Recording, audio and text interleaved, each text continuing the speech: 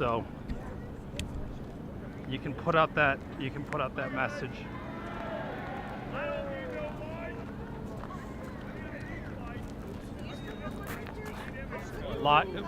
Search for it. Live test WYSIWYGTV. 89.5 and listen along on the FM radio. That is just our own little radio station we have here. Yep. Yeah, over here. Yep. I think that's pretty cool. So, let's start out by a prayer. I've never been to a hootenanny. I need to do that. Okay. Okay, send it to Shorts. That's where everybody's been watching. Gotta see it. Lord God, we just come together in the name of Jesus Christ. So for those of you, what took me so long was I realized I have a hidden channel that I'm going to live stream the doctors to on YouTube, because it doesn't matter if something happens to it. So we're gonna see what happens. It's called live L-I-V-E test WYSIWYG. You can go watch over there, see what happens. Come before to you, God. Surrender to your will. We lift our wills up to yours, God, and we surrender our wills to yours, God, that your will would be done through our lives. So, Lord God, we just plead the blood of the Lamb across this nation. We pray, God, that this change that is happening, that we are witnessing, this move of God that we are a part of, God, it is an honor and just a wonder that you are doing inside of our hearts. So, God, as we turn our hearts to you, we lift up our lives to you, God. We just ask, God, that your blessing would be on our lives, on the lives of our family members, and on this nation, God. God, that you would build this nation up to be what it is meant to be according to your plan, God. That the United States of America would be a light unto the world, God. That we would complete the Great Commission, God, by carrying the word of the gospel of Jesus Christ to every nation and every tongue, Lord God. We lift up this nation to you, Lord God, that you would redeem us, God, through the blood of the Lamb. And we praise you, God, for what you're doing in our lives, God. We have seen and witnessed and testified to lives being transformed in this convoy, in this movement. And Lord God, we thank you for all you've done to reach this movement and this word and this witness across the world, God, that we are broadcasting this and for your glory, God. And so we just lift this up to God, that this event, God, would receive your blessing, God. And we plead the name of Jesus Christ upon this movement, upon this day, God, and upon this speech we're about to hear. So Lord God, every person that takes the mic today, we just lift them up to you, God. They would be used according to your will. Bring glory to your name. And so in Jesus' name we pray. Amen. Amen.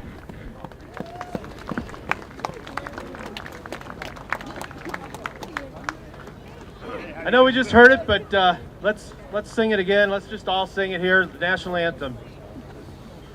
Oh, say, can you see by the dawn's early light what so proudly we hailed at the twilight's last gleam, through our stripes and bright stars, through the perilous fight.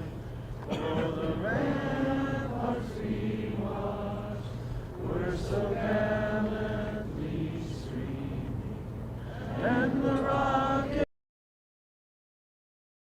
the bumpers singing air, gave proof through the night that our flag was still there. Oh, say does that star-spangled banner yet wave o'er the land of the free and the home of the brave?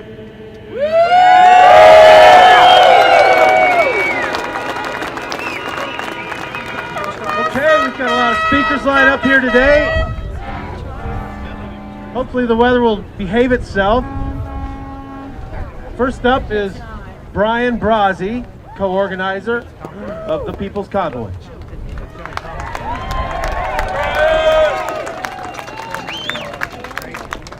I'm gonna try it like this today. Hello, my name is Brian Brozzi. You know me better than that. I'm a walker. I like that. I like to be able to move around and walk around. You know why? Because I like to be free! I like to be free. I like it so much so I'm going to stand here and talk about it in the rain. I don't need nothing. I'm all right. I can do this. No, I can't. I'm cold. Goodbye. Just kidding. You know, a lot of times I wonder why the media don't cover this. I wonder, do people around the world, not just in the United States, but do people around the world know that we are here and what we're doing? I sit there and I worry about it and I wonder about it. But then I always get reminded. Like today I was reminded by a live streamer I met with earlier. I don't know if he's a live streamer or just does a show. How bad? I think he's a live streamer.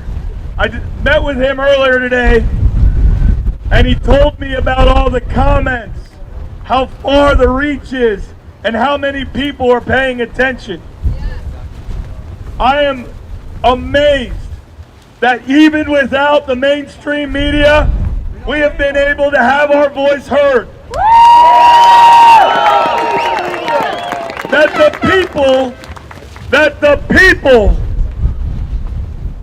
the people, their voice is being heard.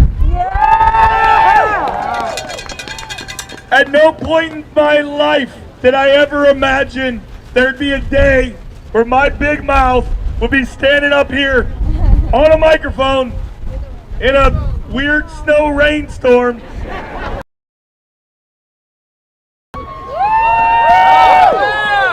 I never imagined in my life that I would be a part of something like this. A protest? Sure. Yeah, I'm probably going to be a part of a protest or two. That's just me. But a movement? Just a protest. This is a movement. Yes, it is. This is a global movement.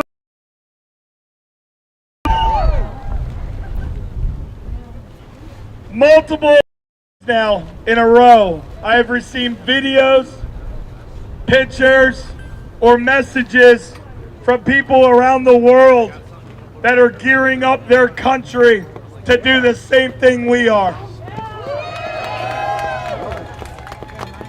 And because of Canada, to all my brothers and sisters up north, I love you and hats off to you for all the work you put in.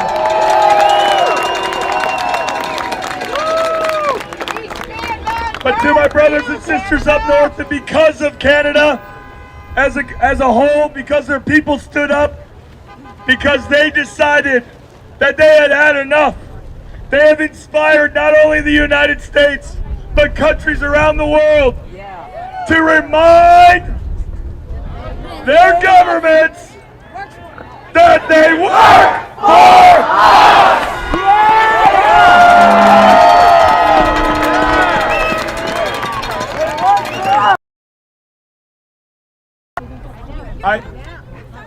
Okay, thank you. Appreciate that. They're turning me up so I don't have to yell so much because I'm losing my voice. What's new? Thank you. I went home last week to see my daughters, to see my girls, to see my beautiful girlfriend. I didn't know leaving just how hard it would be to leave, even though I was excited to go home to my girls. This movement, it does something to you. It draws you in. it sucks you right back here. I don't know how to explain it. I don't know the right words to say that will put that out across the world, that will express it properly, what I'm trying to say.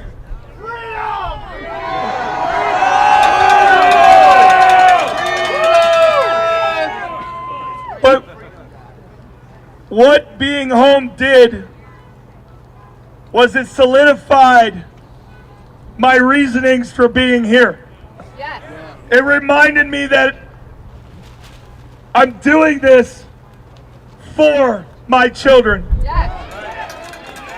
That we are doing it for our children, Yes. for our grandchildren, Yes. and for some of you here, by the looks of it, your great-grandchildren. Just kidding.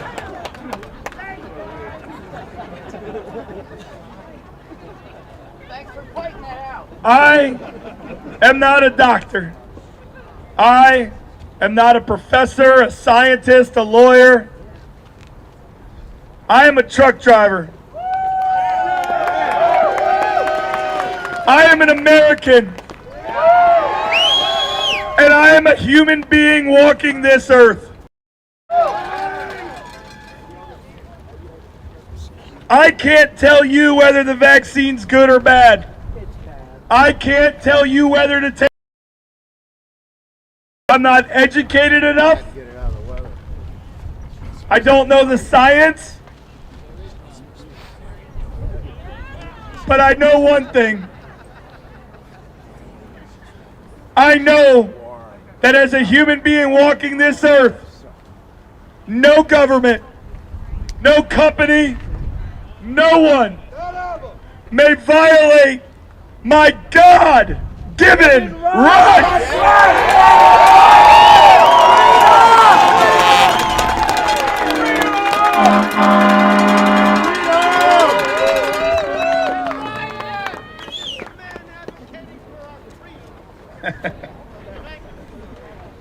Thank you. No, thank Thank you for advocating for your freedoms.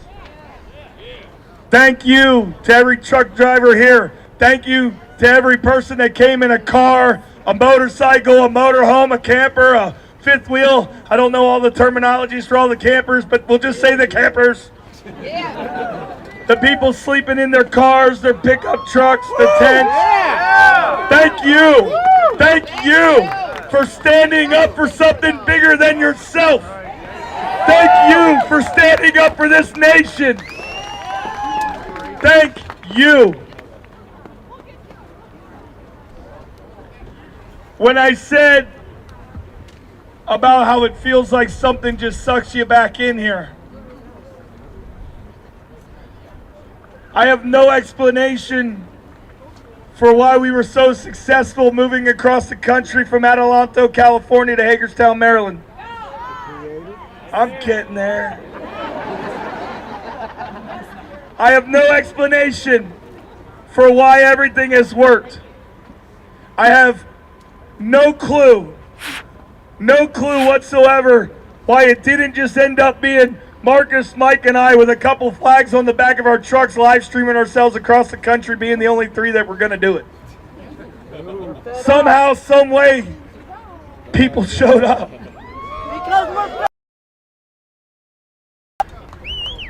Throughout my life, I have struggled with my relationship with God.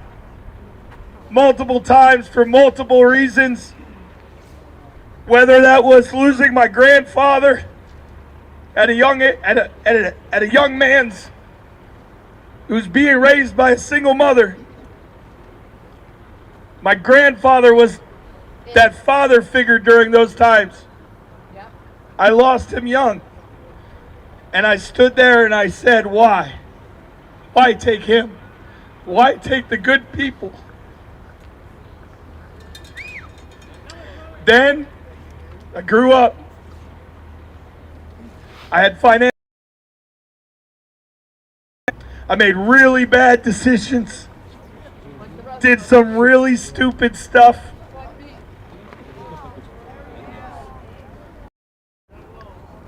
And I struggled yet again with my relationship with God because of that. Because I wouldn't take, honestly, I was young and dumb. And I wouldn't take responsibility for my own actions at the time. So what did I do? I blamed God. Grow up again. Have children. Become a father. Become a man. Thank you, God. The relationship isn't so strained. During those times, I have believed and I have not believed. I've been on both ends of it. Then I lost my son. Me too. And once again, I struggled. What this movement has done, why this movement has been so successful, is because of God. Yeah.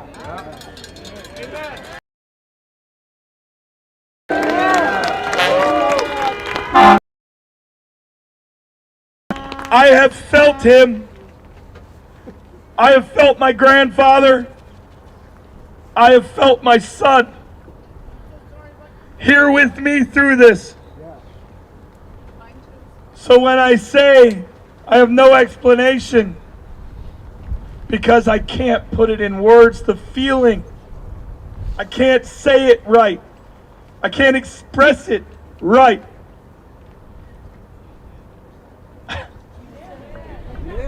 You're doing a good job.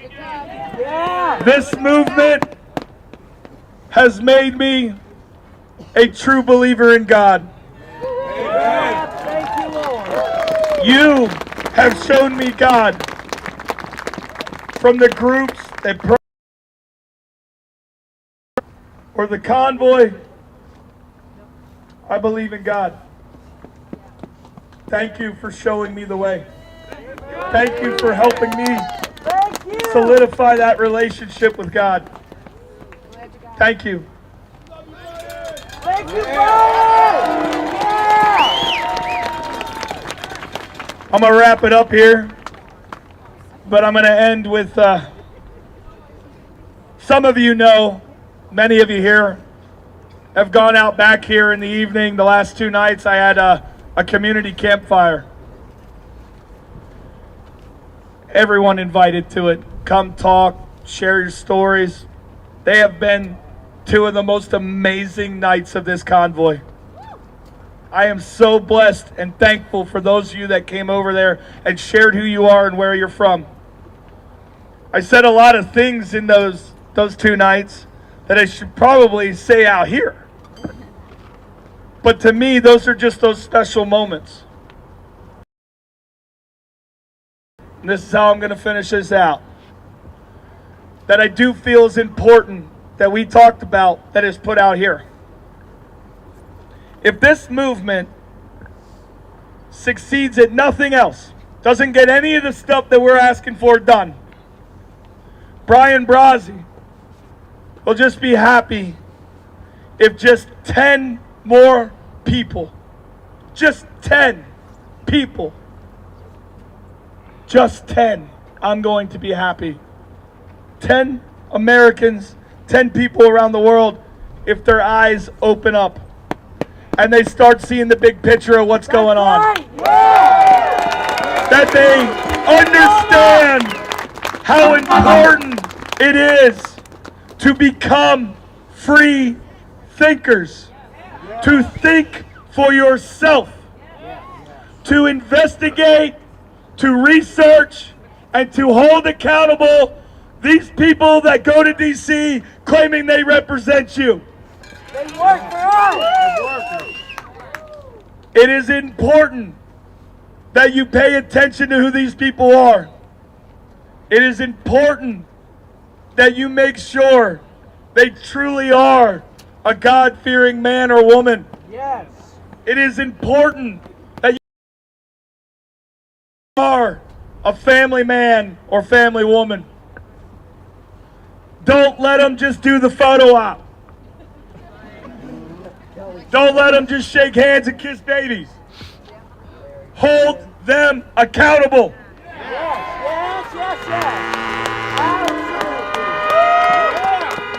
I will be happy if just 10 more people do that very thing. For me, Brian,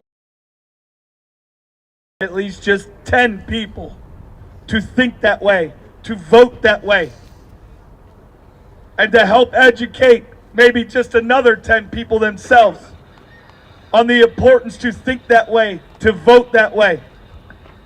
I don't care about the Republicans. I don't care about the Democrats, the Independents, the Libertarians, Constitutionalists, Tea Partyists, whatever. I don't care. I care about the man or woman that is running for office. I don't care about a D or an R attached to their name. Both sides have messed this country up. Both sides have put us in this position. Neither side is free of blame. It's something that might sting a little bit.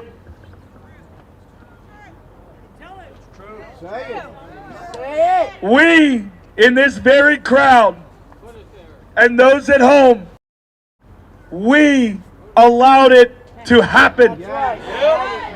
We did it to ourselves. It is your fault. It is my fault.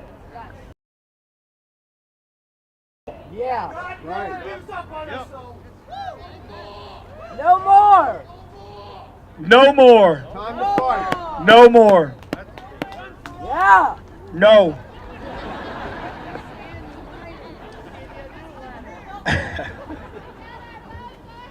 It is very important that you look into voting records, and if they don't match or don't represent their district, the majority of their constituents this November, Republican or Democrat, vote them out! Vote them out. Vote them out. I love you all. God bless. When you walk out of here today, don't be afraid.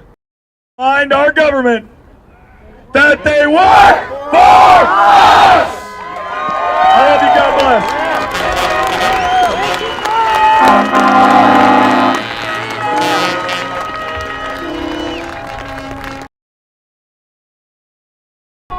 Minutes, Brian. Next up is Mr. Mike Landis. Here's Marcus. 3 minutes. I know, my time's cut short because of Brian. And stop calling me mister, it makes me feel old. You know, I don't really want to harp on the same thing, but I got to add one thing to Brian's story from earlier.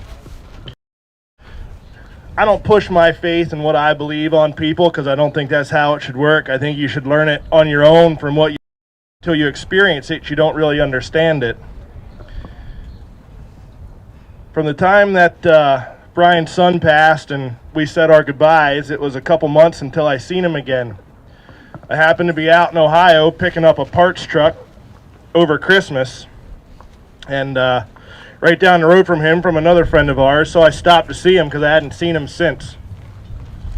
And we were talking, obviously, about what happened, and he told me that he feels lost without Dom.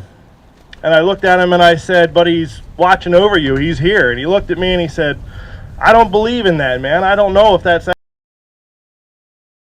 that it is. I said, in one of these days you'll have an experience that you realize it too.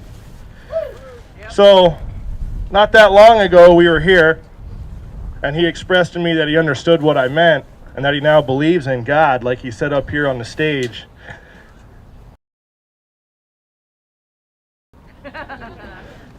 And said, told you so. I've seen that same story play out numerous times throughout this whole convoy. Multiple people have walked up and said that they weren't sure what they believed in or didn't believe in, but after seeing this, that they don't really have much of a question anymore, and I think that's pretty powerful. You know, in trucking, a lot of different terminology for the types of trucks that we drive, right? Curb sniffers, Annie. Most of the guys that drive a hood, as we say, don't like the curb sniffers because they're plastic fantastics, they call them, and they don't look like a truck.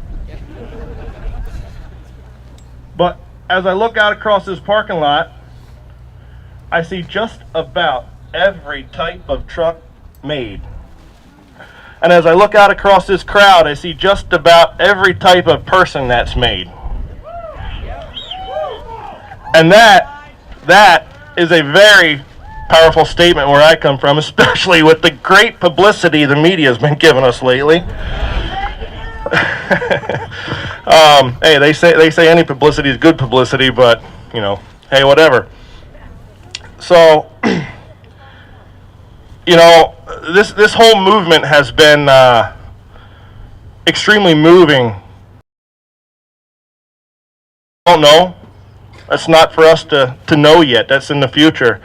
But we were looking back on a video that was put out earlier today, and it showed scenes of us coming across the country, and I couldn't help but start tearing up a little bit because I kind of forgot what it was like to see all those people and those flags waving at the bridges and the exits and everything. And it kind of reminded me why we're doing this, because I know a lot of people have felt stagnant lately. I've seen it in people here. I've seen it in comments on social media. And it's like I said the other day, that's just the evil trying to creep its way into something that's right. And we have to be stronger than that. And I know that we are. It's just tough. And it's going to be a kind of a long game. Right? It's a game of stamina. And we are the underdogs because the government has way more time and money than we do. But you got to pick the right time as to when to pick it up and to when to just wait it out. And it's tough.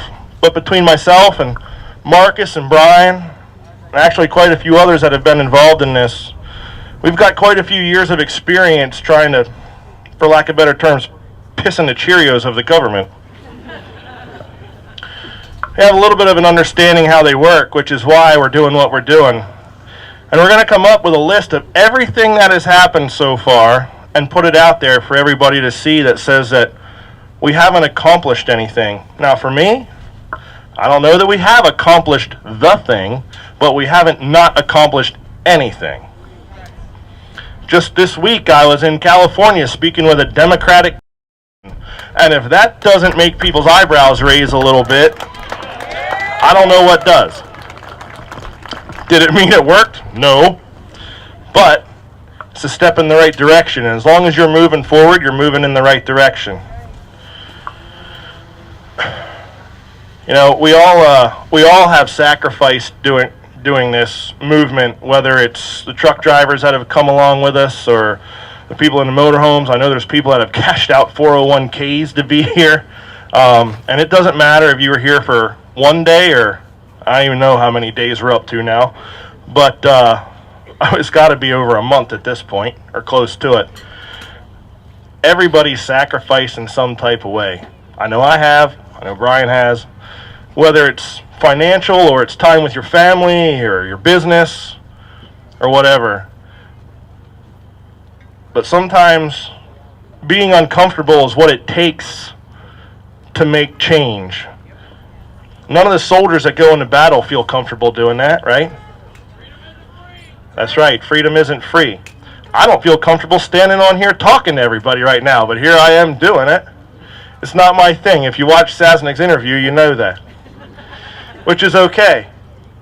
Sometimes we have to do what it takes, whether you enjoy doing it or not. And I applaud everybody that has come out. I don't care, like I said, if it's just for one day or it's been for all the month that we've been doing this. Thank you guys for coming out and being a part of this and being the people of the People's Convoy.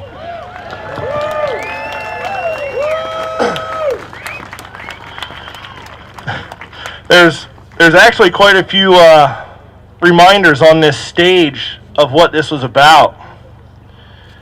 That Freedom Riders flag over there was given to us in Elk City, Oklahoma, by some Canadians that came down from up there. They ran one of those to Ottawa, and they wanted us to run one too. This banner right here actually came from a bridge across I-40 that's signed by everybody that was on the bridge on the back side of it, and we finally got to display it. Flag back there was given to us by one of our security guards when he came up with us and asked if we could fly it. Idaho.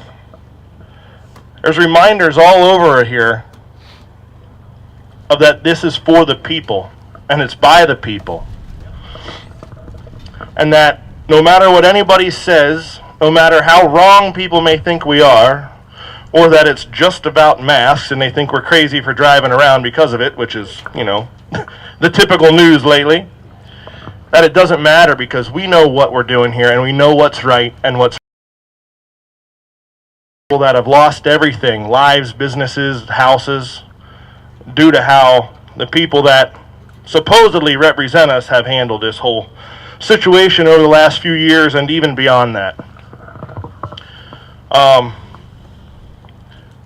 The big reminder here is that flag right there on that big old pole that was made out in Missouri. That flag draped the casket of a World War II vet that got killed in action in Germany. It was given to us by his grandson, whose mom, the daughter of that man, said that this is the first thing since he died that reminded her of freedom and that it needed to ride behind the lead truck until this was over. Just like Johnny Cash said, it's a little ragged. It's got a few miles on it, but we love that ragged old flag.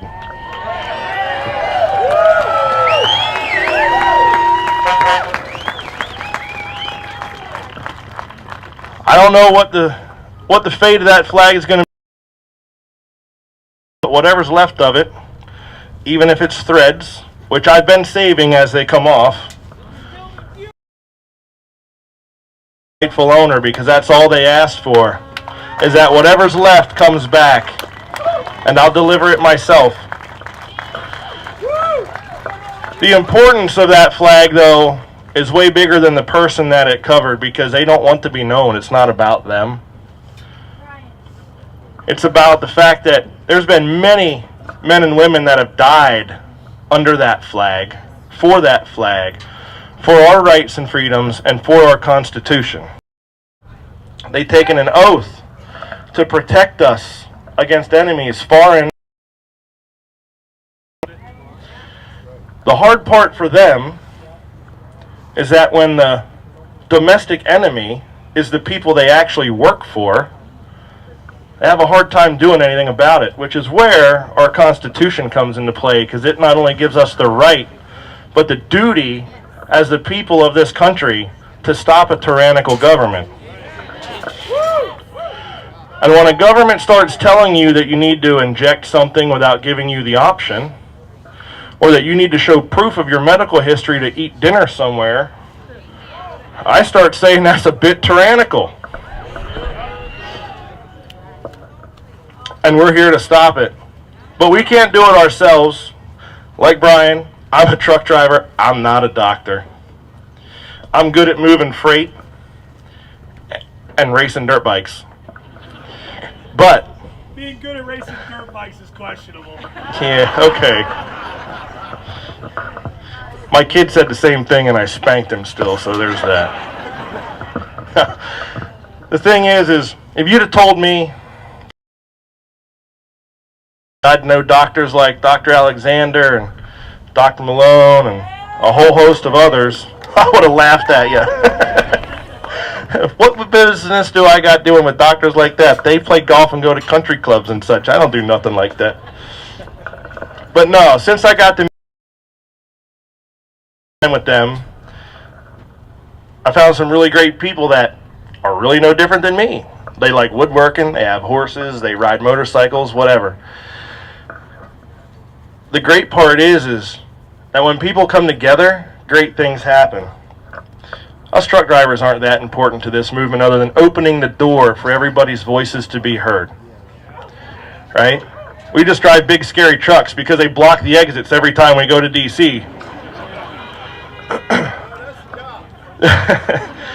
But when you can work with the doctors and the people that have the stories, I've seen that sign over there that says COVID didn't kill your brother, that the doctors did.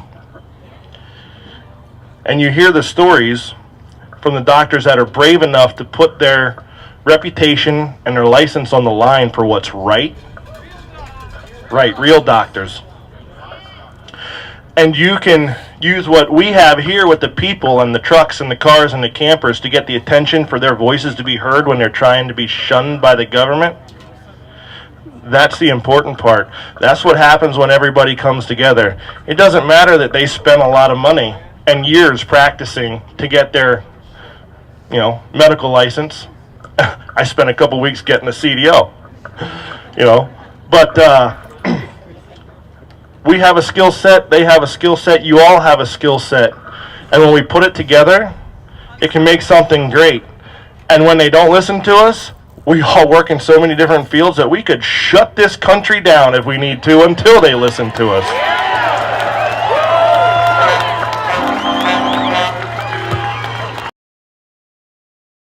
Because it's about time to pull that trigger here shortly, just so you all know.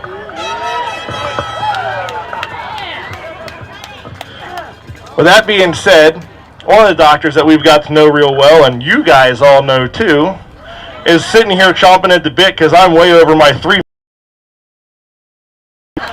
So with that being said, I'm glad everybody's here, and now we get to the meat and potatoes of what we're doing.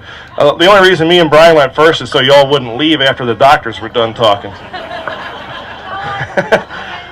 However, I would love everybody that's here to listen intently to what Dr. Alexander and Dr. Malone have to say, because this is how we are going to win, and this is how we will hold those people accountable for the lives that have been lost and the lives that have been ruined by their negligence. So without further ado, Doctor, lock them all up.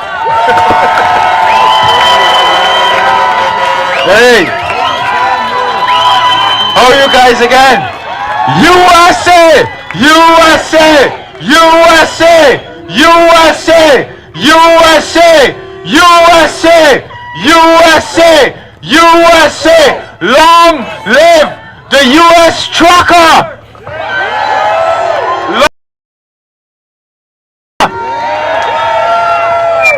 Listen, you guys are tired of me. I speak almost every night. You see me on stage. We love you. The person we came to see is Dr. Robert Malone. This guy has become a friend of mine. He's impeccable as a human being. His wife, Jill, and he's here. He came because he wanted to talk to you, to give you some sustenance. Look, we lost 3 things with this pandemic. We lost people to COVID. We know that. We lost people, devastating numbers, to the lockdowns, to the school closures, to the mask mandates, everything. Every single policy the United States Task Force implemented failed. Every single lockdown policy the Canadian government implemented failed. They all failed. They hurt people. We put our children, we locked them, suffered them. We put them in bedrooms with no windows. We suffered our children. We had reports coming up into the US government. I worked there. They were telling us the children 7 and 8 years old in the United States were hanging themselves. This was no joke. President Trump knew. I'm not here to talk about Trump, but I'm telling you he knew, and he was very concerned. When you saw him on that podium with Fauci and Birx, turning back, I would watch him. He would turn back like this because he was talking to them. Open the damn society! He told them, open the schools. He begged them. They wouldn't listen. They hurt our people. They hurt them in Canada. They hurt them in America. So what we want is so that Brian and Mike and Marcus could devise these little people's convoy, little stickers to put on your truck. States decide that we're going to teach our children CRT. We're going to say The People's Convoy is coming. When they say, we're gonna teach your 4-year-old sex ed, we're gonna call Brian and say, Brian, rev it up, we want the convoy.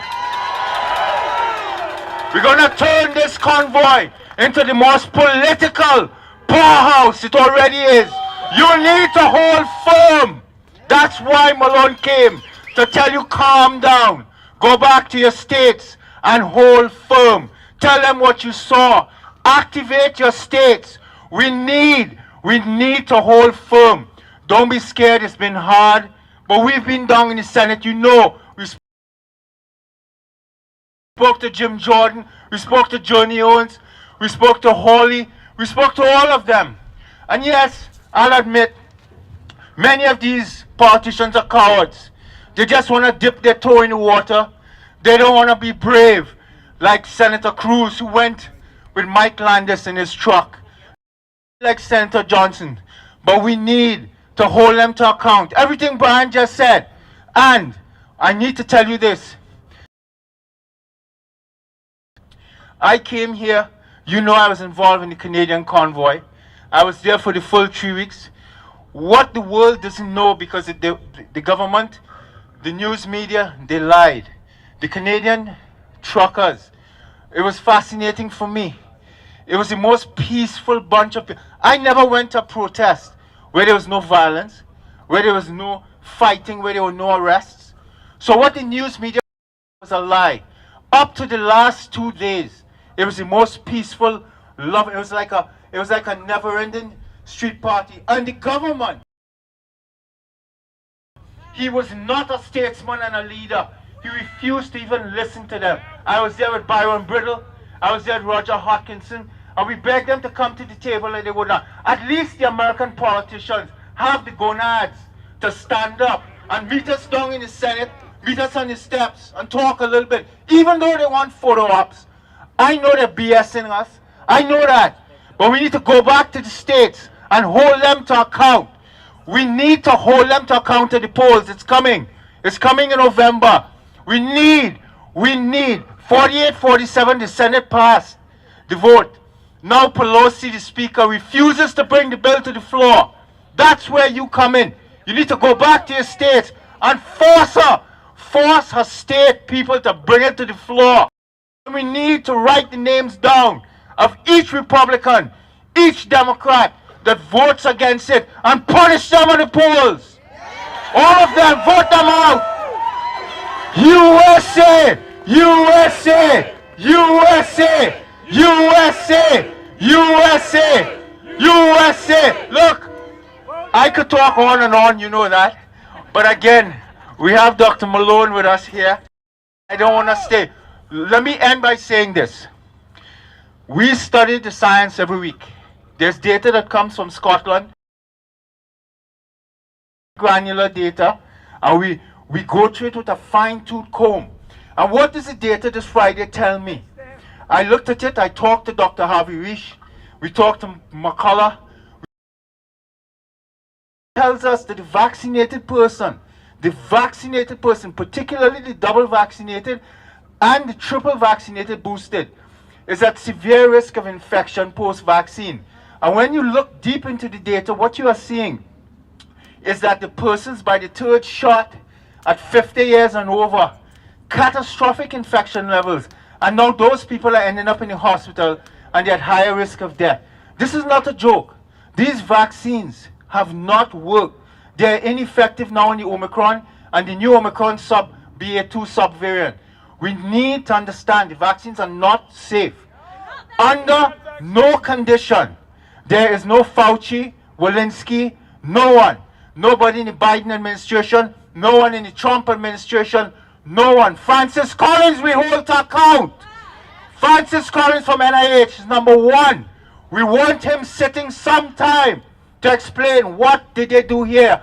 But there's no data to show that your child, that your statistical zero child wants this vaccine. In fact, it skews the harms. So I am ending today to tee up Dr. Malone to ask you a favor. I'm not your personal clinician. So I can't tell you what to do. But I'm telling you, you as a parent need to know and go and tell your friends that liability protection was removed from the table by Alex Azar. These parents need to know there is no liability protection. Your doctors and the government, until you put liability protection on the table, and until you remove it, you will not put that vaccine in my child's arm. And you tell them no, under no condition. So, let me end by teeing up Dr. Robert Malone, and long live America! Hold on, he ain't done yet. Lock them up! Listen. Look. Okay. Let me preface it this way. Let me preface it this way. Look, we live in a good governance society. This is the United States of America. I have citizenship in Canada too. So we are not a kangaroo society. We follow rules and laws. So what we need is proper public inquiries, proper legal inquiries. Because once we open society and we move forward, because that's the next question, how are we moving forward? We need to examine what they all did. We need to put everyone who made decisions and had policy decisions, we need to examine it. And if you had proper policy decisions, great.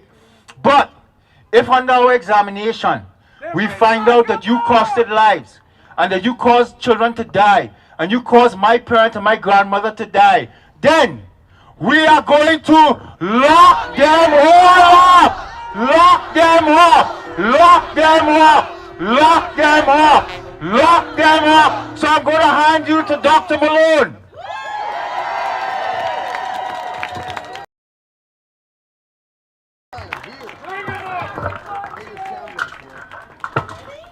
Bill Gates made the virus! Isn't it true that the animal studies failed?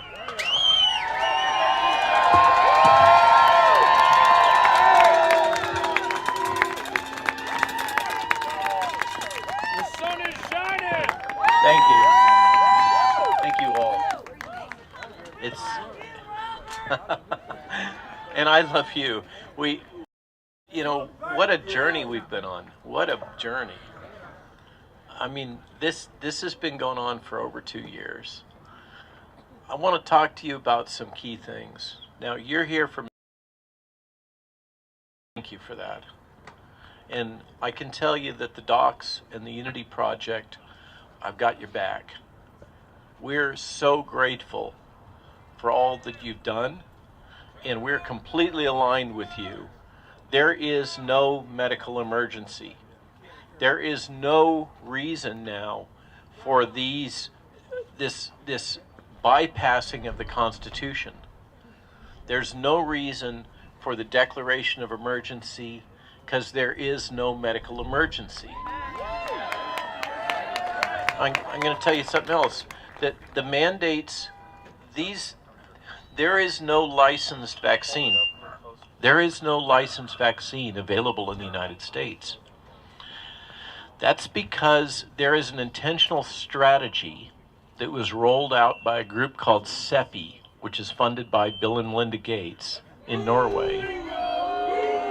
And CEPI put out a document almost a year ago that specifically said if you want to avoid liability, speaking to the vaccine manufacturers, if you want to avoid liability, don't ever market a licensed drug. Make sure that all your vaccine is going into these countries under emergency use authorization protection. This was a conscious strategy promoted by CEPI, promoted by the US government, and I got to tell you, this is going to shock you. The media lies.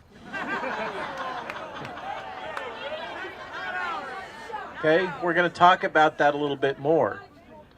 Now, the media loves to fact check me like they did, boy, did it get ugly. The Washington Post, you know, they called me a liar. You want to know why they said I was a liar when I spoke on the steps of the Lincoln Memorial? Because I said that with Omicron, these vaccines are not working. I said They're not protecting you from infection. They're not stopping the replication of the virus from infecting others. And they said that was a lie. But what I say is, we all know Christmas, everybody that saw what's happened to your families with Omicron, I mean, come on. Obama's infected, okay? Jen Psaki's infected. Apparently, I'm told even Klaus Schwab is now infected. Okay? So the Washington Post tells me that I'm a liar because I told you that the vaccines aren't working to protect against infection, replication, and spread of Omicron. I say they're the liars. They're the ones spreading disinformation. They're the ones spreading misinformation. That was true then, it's true now. Now what they saw is they always say, well, the vaccines protect you against severe sickness, hospitalization, and death. Well, you know what? That's a little trick they're playing. Here's how that trick works. They look at all disease from the beginning of the outbreak, which, by the way, was September 2019. They look at all disease ever since September 2019, back to when we first had vaccines. They look at all those deaths, and they look at the deaths associated with the vaccinated and the unvaccinated since they rolled out the vaccine. Anymore, they don't circulate. And they take all that data from the Alpha strain and the Delta strain, and they aggregate it, and they say, well, those data show that the vaccines are working. They're protecting against sickness and death. And what they don't do is they don't look at the data associated with Omicron, which is the virus that's circulating right now. Okay? But when I'm on the on the Lincoln Memorial, about the thing that matters to you and your children. What matters right now is Omicron. Now, do we have good data on Omicron? Well, in fact, the New York Times, okay, that bastion of progressive journalism, ergo woke journalism, the New York Times, the paper of record for the deep state, said on President's Day, they tried to hide it by dropping the article on President's Day, by the way, when no one's paying attention. They said, oh, the CDC has been withholding data all the way through since the beginning of the outbreak. They've not been sharing most of their data with medical professionals, healthcare providers, public policy makers, the state and local government officials, your school boards. They've been hiding all that data. And the New York Times said that the CDC has become politicized. It's a political operative arm of the White House. So the Washington Post and the New York Times and CNN like to say, oh, Malone is spreading disinformation and misinformation because it's not what the CDC has been saying. The Trusted News Initiative says, well, I'm going to kick you off of Twitter, and I'm going to kick you off of Facebook, and I'm going to kick you off of LinkedIn, and I'm going to try to cancel you, and I'm going to silence your voice if you say anything different from what the CDC or the WHO says. Those are the rules. Under the Trusted News Broadcasting Corporation that ties together all of the major legacy media all across the world. If you say anything that's different from what the official party line is coming out for the World Health Organization authority, you are spreading disinformation, and you will be silenced. You will be canceled. Okay? But now we know that's propaganda. What they're doing to us is propaganda. They're not sharing with us the information. They're withholding it. Why are they withholding? Think this through with me. Okay? See, this isn't complicated stuff. You know, that's, by the way, this whole RNA vaccine thing, they try to hide, they try to make you think that you can't understand it. It's so sophisticated. It's not. It's easy stuff. Okay? Thank you. It is easy stuff. a gene therapy. How do I know that? Because I bloody invented it. I was working in a gene therapy lab. Okay? The same lab and the same ideas comes out of the same lab is the adenoviral vectored vaccines that is now Janssen, that traces straight back to that same lab and those same ideas, as does the RNA and does the DNA vaccines that are being promoted by Inovio and many others. There's even a licensed DNA vaccine in India right now. Okay, so there's that. But getting back to the media, okay, they are telling you that we're the ones spreading mis and disinformation and telling the lies. But we've now got 2 years of experience seeing them lying to us day after day after day. No masks, yes masks, no masks. You know, the whole thing. Yes, sir. Hank, you just said about the misinformation. My TikTok just got shut down because of misinformation. Yeah. Okay. So what is mis and disinformation? Do you know? Has the government defined what is mis and disinformation? No, it's whatever they say it is. It's whatever they want it to be. Anytime somebody says something they don't like, well, that's mis or disinformation. Now we'll talk about that a little bit more. But getting back on point, just thinking this through, okay? What they is products which are not licensed. They are under experimental use authorization, and like Paul was just saying, the way that law has been set up intentionally is that there's nobody you can sue. If your child, I've met Maddie DeGarry, I don't know how many of you are, I've met so many vaccine damaged people over the last year and a half as I travel about. And those children that are vaccine damaged, their parents have nowhere to go. I met a gentleman who used to run a 15,000 acre cattle ranch in Idaho. Lot of head, dairy and beef. He got a clot, blew out his spinal. He can't move. He's in an electric chair that somebody donated to him. He's got $2 million in debt, had to sell all his cows. He lives in a little apartment now. He cares. There is no compensation. There's nobody he can turn to. If he would say that it was due to COVID, they'd give him the vaccine, which is what it was. He's out of luck. Those are the rules they've laid out for us. And they're telling us that those people that are talking up, they're so mouthy that they're saying, no, this isn't right. Saying, no, I've been damaged. Those people are shut down, deplatformed, taken off of Facebook. Their groups that they set up. I mean, think this through. This first hit me after the Brett Weinstein podcast. We got off that, and Steve Kirsch actually just called me on the phone as I was trying to walk up the stairs. So Steve and I and Brett come together. We all know that we're putting our careers at risk.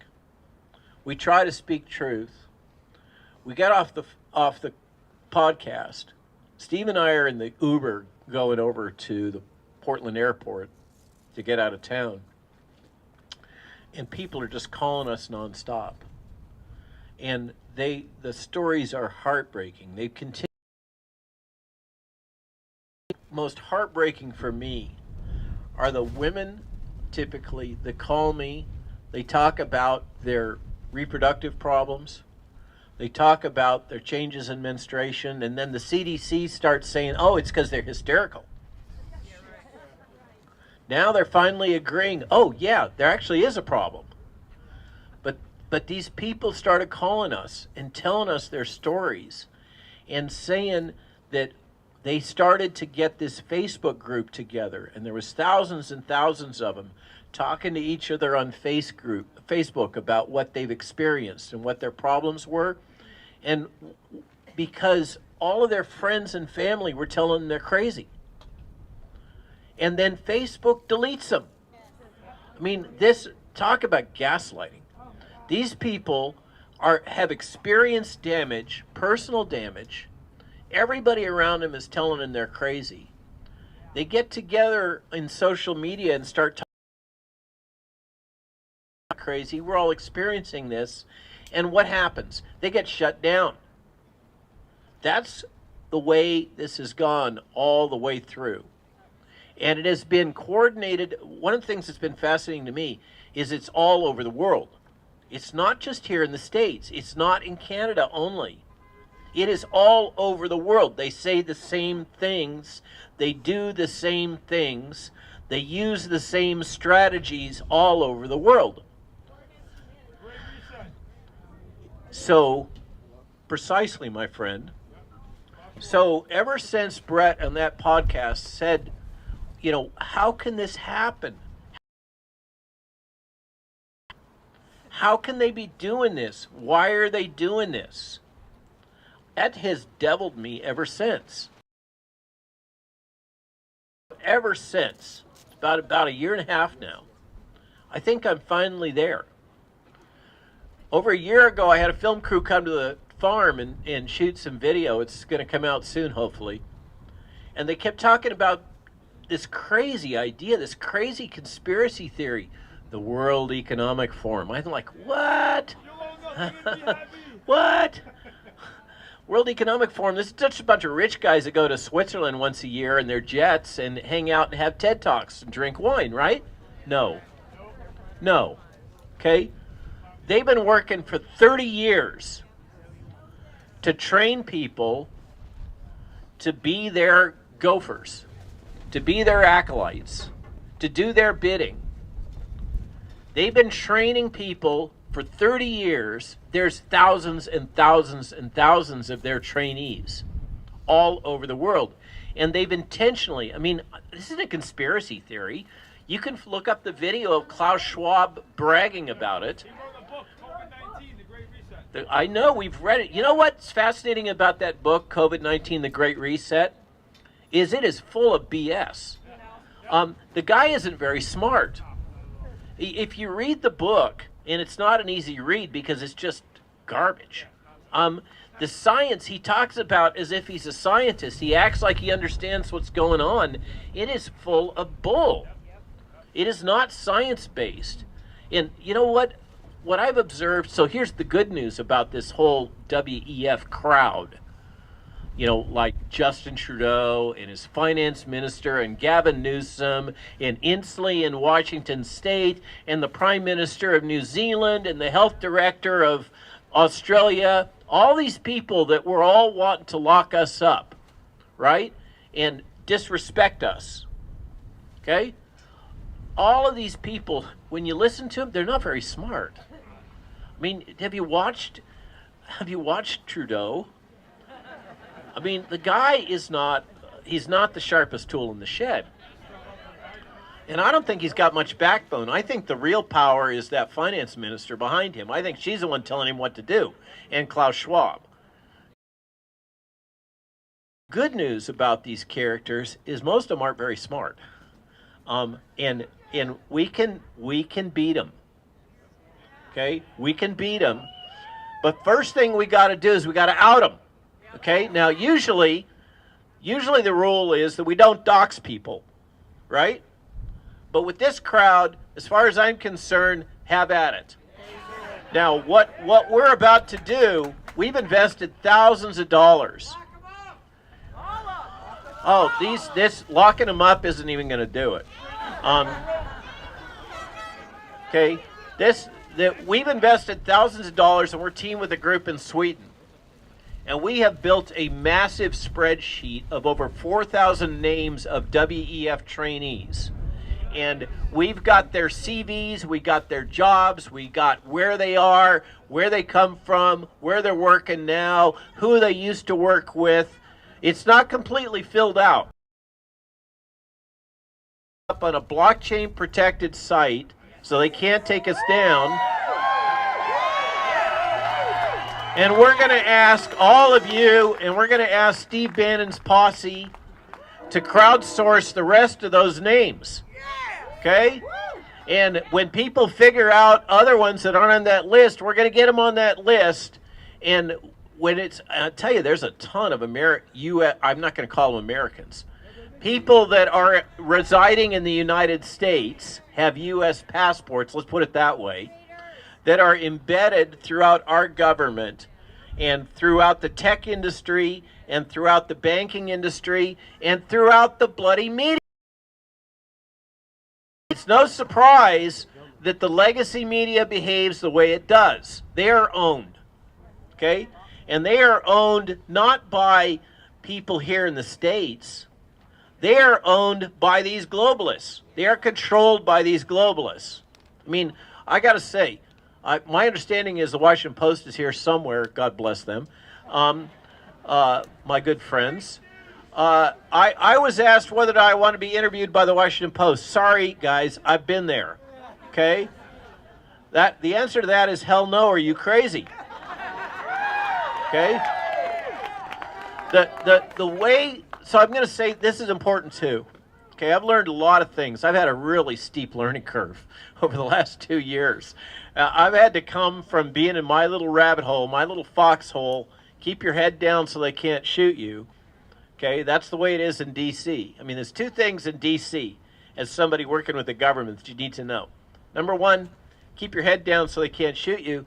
Number two, because if they can't see you, they can't get you. Number two, if you want a friend in D.C., get a dog. Okay? This town is wicked. There is no ethics. This town is wicked. And don't expect anything to be nice or fair. This is a key message. I was out on the West Coast talking to folks last weekend. You got to understand this is total information warfare. Okay? And total. They want to control every channel of information that you have access to. They want to control what you think, how you think, what you do, what you wake up and have for breakfast. Okay? They want to control it all. And they will do anything. There are no ethics. And so if you're thinking to yourself, well, that's not fair. Okay? The world is not fair and the media is absolutely not fair. So don't expect it. Okay? And give them no quarter. Okay? They're not going to give you any quarter. They're not going to be nice to you. They're not nice to me. Do I whine and complain? No. Okay? Am I going to quit? No. Okay?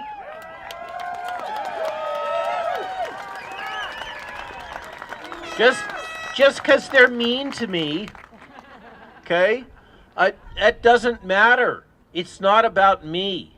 It's about you.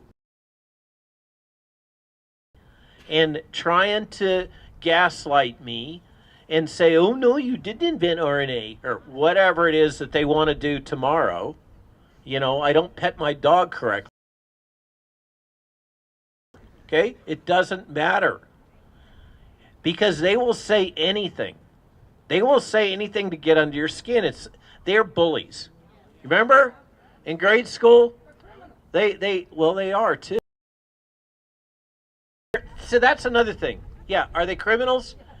The law doesn't matter anymore. Okay? That's another thing. You got to get it. You got to get it.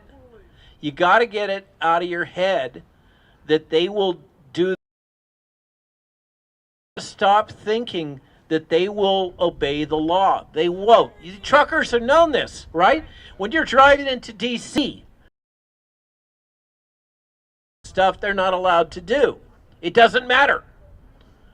When they came and started forcing vaccines on kids, started forcing unlicensed vaccines through mandates on all of you. Remember, that's what got this started. What got this started was forcing an unlicensed vaccine that doesn't work. It doesn't spread. And they said you had to take it anyhow if you wanted to drive across the border. Remember, that's how this started. Okay? And they wanted to do this. Why? Why? What's in it for them? Control. Depopulation. I don't know about the depopulation thing. You remember I'm a little but but what population? I'm there that this is not about public health. This is absolutely about control, because it doesn't make any sense otherwise. I gotta follow the data, and the data say this is not about public health. Now, you guys all know, because you're an informed group, that this whole logic, take the jab, get the number, have your digital ID, what goes next? Oh, digital currency. Okay, who that made us all could see the game? It was the Canadian truckers that outed the game. Okay? And what they bless, I mean, talk about taking one for the team. Okay? Those guys lost their rigs because they forced Justin Trudeau to pull out the big gun, the only gun that he really had to play, because he lives in the digital world. He doesn't live in the analog world that the doctors have to live in. You know, people that actually work for a living, and the truckers have to live in, and the farmers have to live in, and the guys that move. Justin Trudeau is a creature of the World Economic Forum, and he lives in the digital world. And if you're in the digital world, you're one of these finance guys. Remember, what World Economic Forum is all about is bringing together the politicians and the big corporations. Okay, that's the world that Justin Trudeau lives in. And by the way, anybody think through the fact that Barack Obama, his grandma that raised him, was a banker? Okay, everybody thought Barack Obama was this great populist. He was not. He represented the financial interests. He represented the big banks all the way through. He's part of this same long con that's been going on. Okay, that is a fact. Okay, and it's not about black or white. It's about the digital financial people trying to control the rest of us. And this is where the WEF is coming from. They believe that, if you read through their writings, they believe that we've about to hit us. They believe, remember the Great Recession? I lost my house over that. Okay? That was the prelude. They thought they could come out of that by printing money and doing a lot of other stuff, and it's catching up to them now. The hyperinflation is about to hit us. And these folks that like to hang out in Davos are busy wondering what the heck they're going to do, because fiat currency and that whole scheme that's held them up is in danger of collapsing. Is in danger of collapsing. So they want to move us towards a world in which we've all got a digital ID. Why? Then they want to move to digital currency. And this is the point where Justin Trudeau let the cat out of the bag. You're right, the use of weaponization of the financial system is a modern weapon of mass destruction. I'm there on that. Okay, but so what Justin Trudeau, let me get it out of my mouth. Sometimes I talk too much. What Justin did, bless his heart, is he let the cat out of the bag. Because he he was so frightened. Remember? Oh, I've got COVID. Gotta hide. He would never meet with anybody, okay, except for his little buddies in the legislature. He would never meet with the truckers. But they were sitting there in his capital city honking, raising a ruckus, being peaceful, by the way, which you all are doing too. Thank you. But he wanted to exert his authority. So what did he do? He went to the big trigger. He pushed the button and he said, anybody that's involved in supporting these truckers, we're going to shut down your bank. We're going to shut down your bank account. Now, what happened? Again, think this through with me. You may not realize what happened. Was that the Canadian banking system has been seen as a refuge, a safe refuge for money, particularly money from China. Because if you're a Chinese billionaire, you're at risk because of the social credit system of the CCP saying, we don't like you anymore, you're saying the wrong thing, you're doing the wrong thing, we're going to declare you corrupt, and you're going to get all your money taken away. That's the way it works under the CCP. It's the way, by the way, they want it to work under digital currency if the WEF gets numbers for all of us. That's the world they want to live in.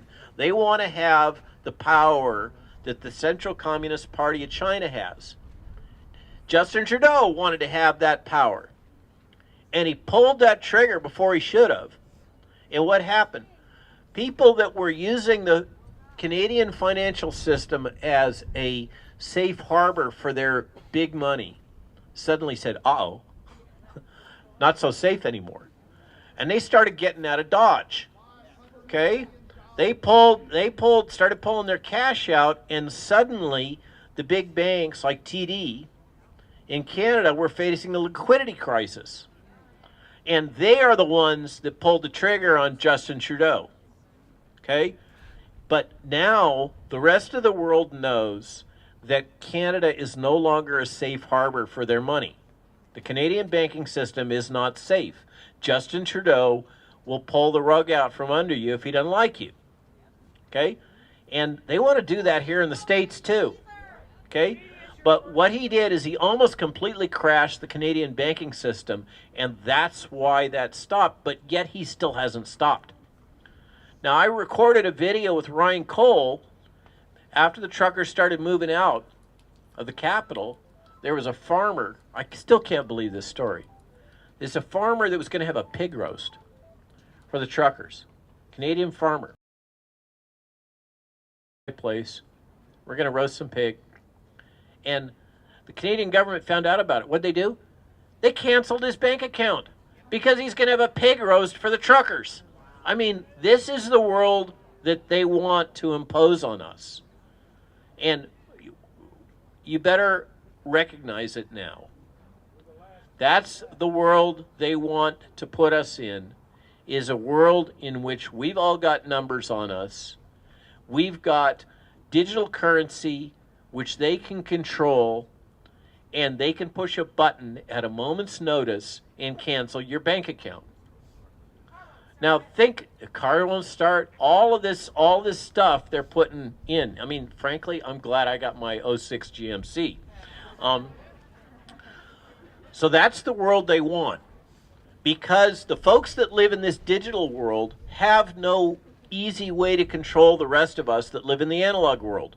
We live in the messy real world, where you got to feed your kids and pay your rent, do that kind of stuff. They're off thinking big thoughts and trying to do big strategy and control the world and control Ukraine and blah, blah, blah. Okay? Thinking they're trying to control everything. The rest of us are just trying to get along with our lives. I wanted to retire. I don't want to do this. I wanted to hang out my farm with my wife and my horses and be done with this and grow fruit trees. But that's not the way this is playing.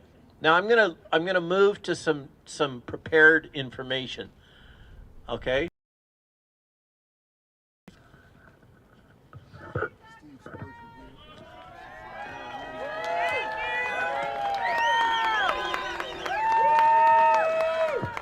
Okay, So some of these things I've kind of touched on. Regarding censorship and propaganda, number one, this is not fair. Don't think it's fair. Don't expect it to be fair. This is total information warfare. Okay? So just get over that. And when they come at you, by the way, here's a lesson learned.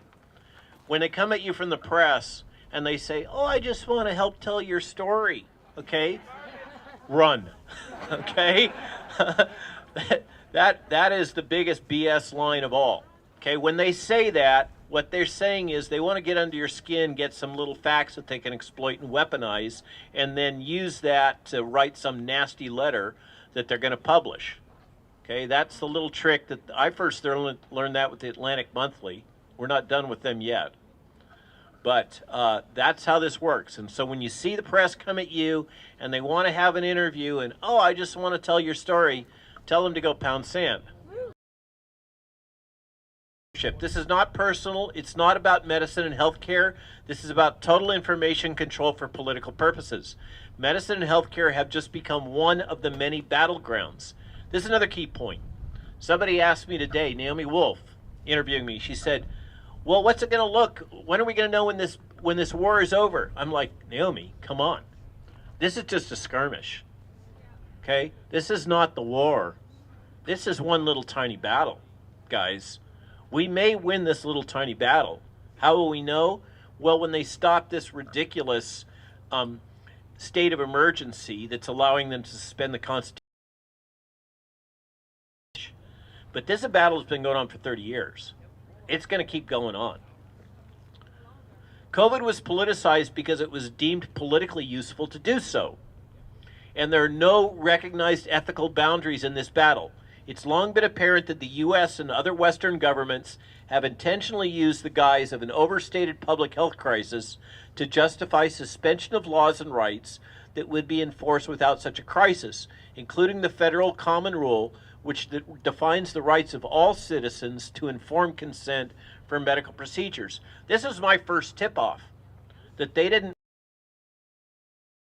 disregarded the common rule, and they disregarded the cornerstone of medical ethics, and they would not allow you to have informed consent because they blocked your ability to get informed consent by constraining any information that would cause you to become, quote, vaccine hesitant.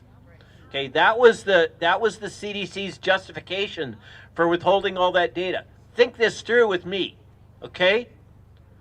We're going to withhold information because if we told you this information, you would become vaccine hesitant. Okay?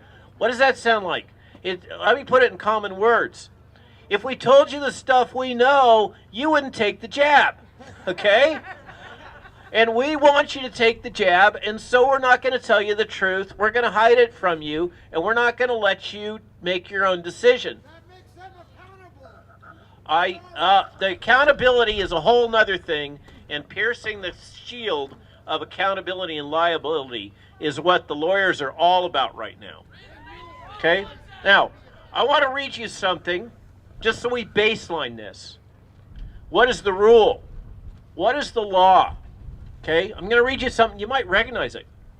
Congress shall make no law respecting an establishment of religion or prohibiting the free exercise thereof or abridging the freedom of speech or of the press or the right of the people to peacefully assemble and to petition the government for a redress of grievances. Congress shall make no law. But, by the way, they spent over $1 billion doing it. Okay, thank you, Blaze Media, for your FOIA that revealed that. Regarding journalism, we're now in you may not know this. I've had to learn so many things. You think that they go to journalism school at Columbia University, big fancy journalism school, to learn how to do journalism, right? And like back in the days of Walter Cronkite, when we say, oh, well, there's probably two sides to everything, and we're going to examine the facts, and we're going to share the facts with you. No, that's not what they teach at Columbia now. What they teach is something called advocacy journalism. It's also called solutions journalism. Now, here's the Merriam-Webster definition of advocacy journalism. Journalism that advocates a cause or expresses word tricks. Okay? Here's also from Merriam-Webster, the definition of propaganda. The spreading of ideas, information, or rumor for the purpose of helping or injuring an institution, a cause, or a person. Ideas, facts, or allegations spread deliberately to further one's cause or damage an opposing cause. Is there any difference between the definition of propaganda and the definition of advocacy journalism? No, there is not. Advocacy journalism is what they're teaching these journalists in journalism school now. Now, here's a little fun fact. You know who's funding these curricula in journalism schools for advocacy journalism? They also call it solutions journalism. It's Bill Gates! Okay? Homeland Security. Let's talk a little bit about Homeland Security. It's not the job of election officials or the Department of Homeland Security to control the narrative or free speech. We call this mission creep. Okay? It's not their job. It was never their job to control what you can talk about. Now I'm going to read you something. It's getting a little cold. See this here? Okay? This is the National Terrorism Advisory System Bulletin of February 7th from the U.S. Department of Homeland Security. Okay? Summary of terrorism threat to the U.S. homeland. Sounds pretty scary. Threat environment fueled by several factors, including an online environment filled with false and misleading narratives and conspiracy theories, and other forms of mis, dis, and malinformation. By the way, that's MDM. Introduced and amplified by foreign and domestic threat actors. Listen to this, the primary terror states is not coming from the Islamic republics, okay? The primary terrorism-related threat to the United States continues to stem from lone offenders or small cells of individuals or domestic grievances often cultivated through the consumption of certain online content, including the proliferation of false or misleading narratives which sow discord and undermine public trust in U.S. government institutions. Okay? By the way, I'm actively sowing and undermining public trust in U.S. government institutions by telling you they're being lying to you. Key factors. This is the Homeland Security people, right? Key factors contributing to the current heightened threat environment include the proliferation of false or misleading narratives which sow discord or undermine public trust in U.S. government institutions. For example, there is widespread online proliferation of false or misleading narratives regarding unsubstantiated widespread election fraud and COVID-19. Catch what they just did? They just tied COVID-19 to January 6th. Okay? Now it goes further. Grievances associated with these themes inspired violent extremist attacks during 2021. You guys look pretty violent to me.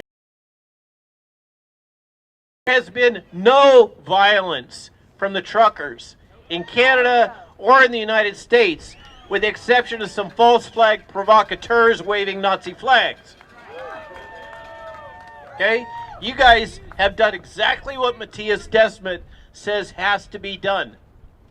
Those of us that are objectors, those of us that are dissidents, must keep speaking the truth. We must keep speaking our truth, but we must do it in a... Okay? We have to do this because they will get violent at us at a moment's notice. Scientists, the press, physicians, and lay people must be able to speak and write freely. In this day and age, that means the use of the internet. There is no one right answer for everyone when it comes to care treatments and the choice to take a vaccine. As a people, we cannot allow ourselves to be censored in this manner. Legislative and judicial branches of government do their job to protect our First Amendment rights. bulletin from the Department of Homeland Security cannot be allowed to stand, or we will no longer have freedom of speech in this country. Now, it's getting a little bit of weather. I've been talking a long time. I'm going to leave you with 3 simple words. Lock them up! Three simple words. No? Lock them up. Yeah, we all, there's no question that some people deserve to be punished. And they've got to be outed. But that's not going to cure what's wrong here. Okay? It's not going to cure the real sickness. It's not going to get us back to a healthy country. There's 3 words: dignity and community. Okay? Lie. Okay? Have integrity.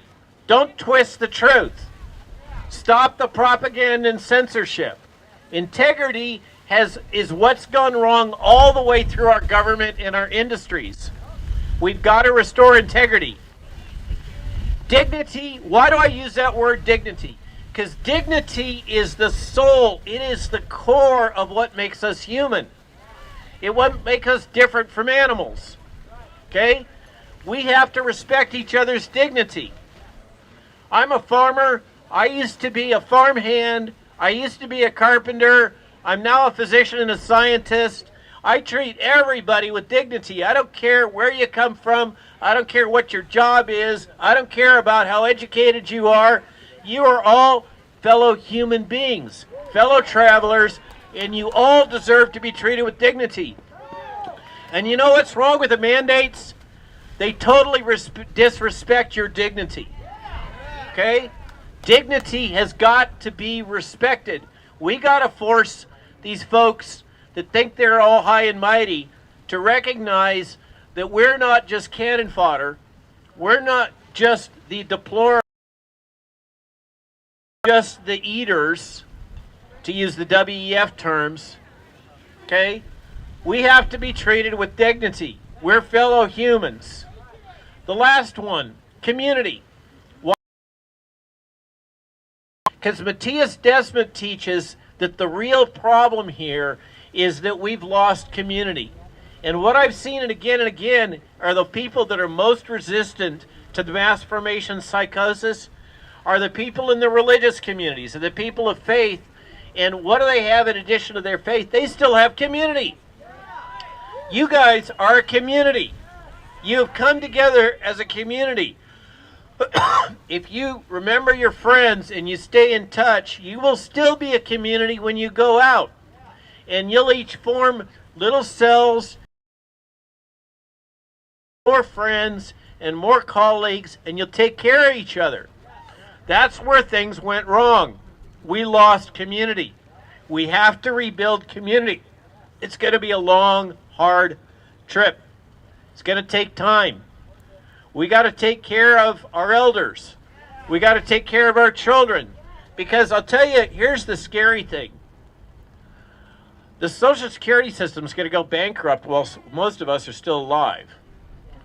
Okay? We're going to be in a position where we've got to be able to rely on ourselves and each other.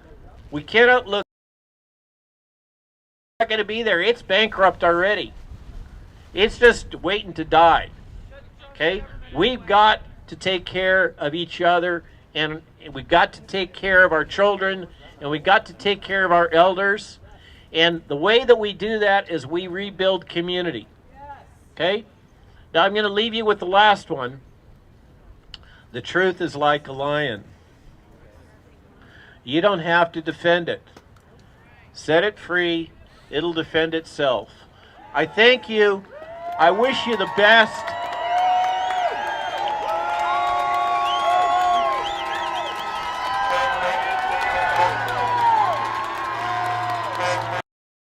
You gotta stay true to yourselves. Stay true to yourselves. Don't let me think for you. Don't let the Washington Post think for you.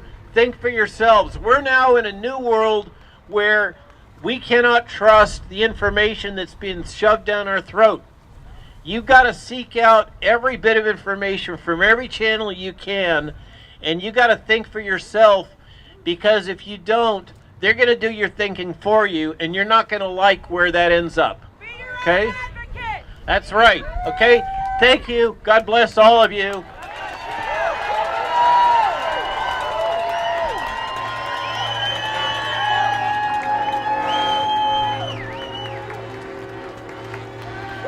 Just a reminder, tomorrow afternoon at 2 o'clock, we've got Park Avenue, town, 70s, horn, 80s, and whatever else, rock and roll. Here's Mike Landis for something else here. USA! USA! USA! USA! USA! USA!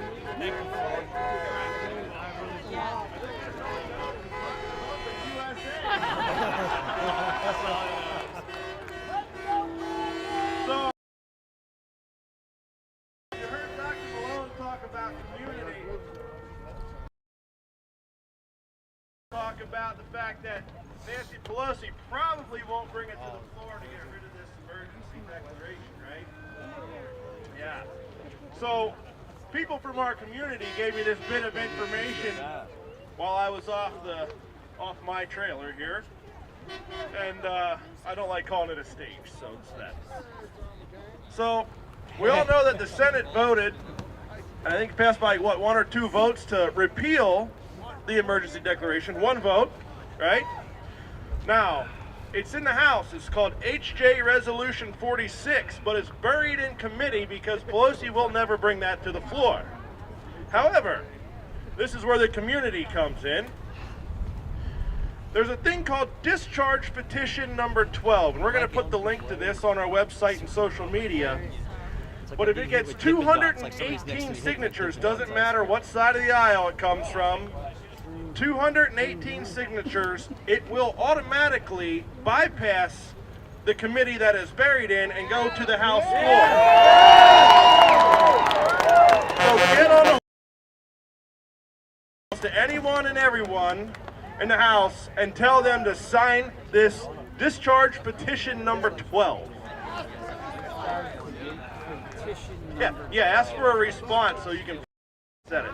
And if they refuse to do it, well, how's that go? Boot them out. Boot them out. Other than that,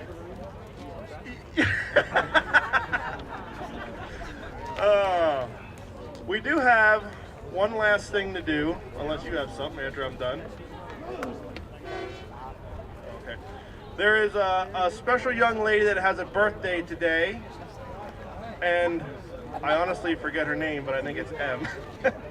So we're going to sing happy birthday to her because her mom came up to me and asked me earlier, and she wanted to watch it. So she's watching from home. M. Oh, wow, we have a whole bunch of them here. What's your name? What? Oh, sorry. My truck's too loud. I have bad hearing. I don't know what to tell you. Once. So, yeah. Happy birthday to you.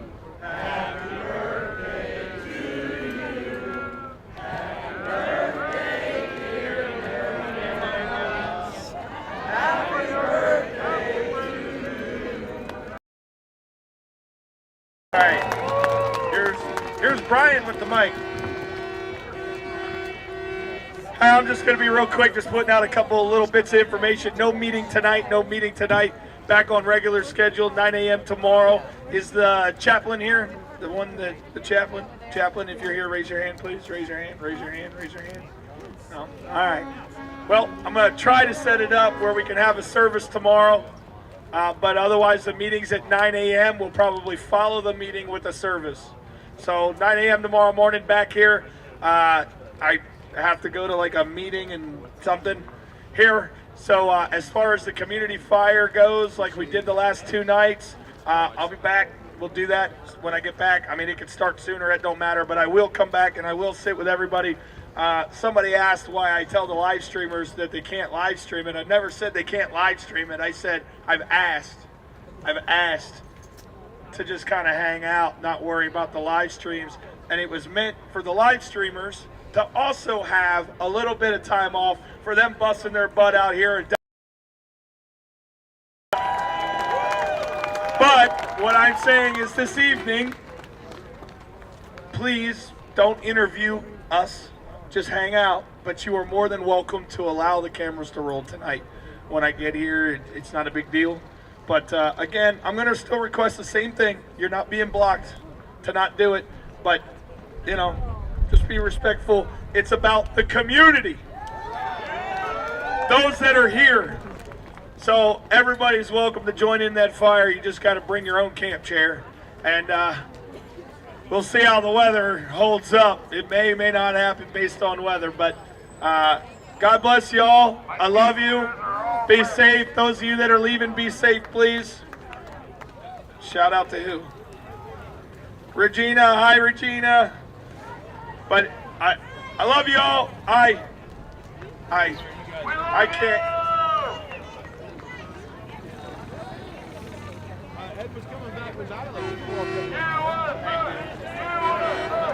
All right, you guys, I love you. Good night. Be safe. See you all tomorrow.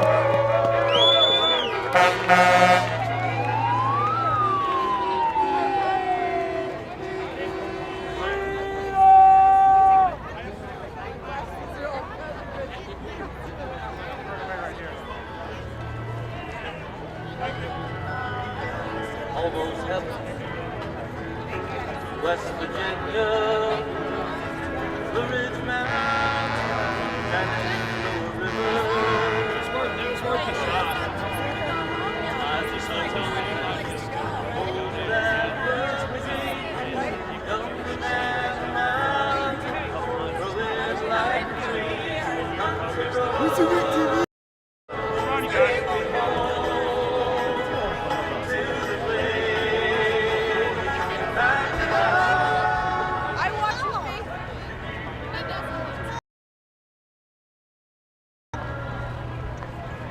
Thank you. Yeah. We'll keep watching. Thanks for good coverage. Thank you very much.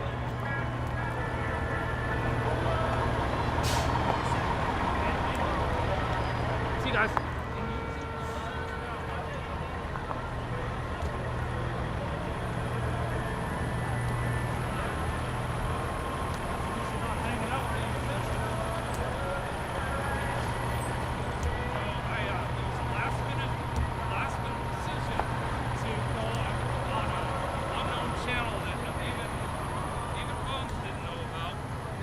Let's see what happens.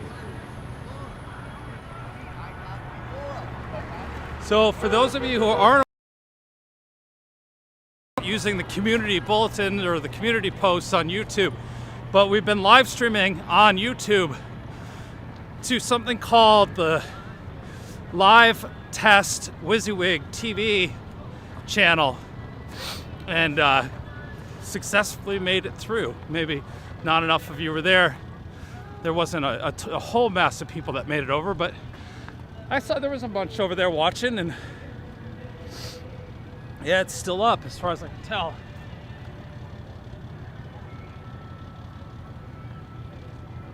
Forty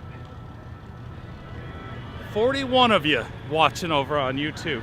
I'm actually very surprised that it didn't get shut down, but you know, the name's not in there.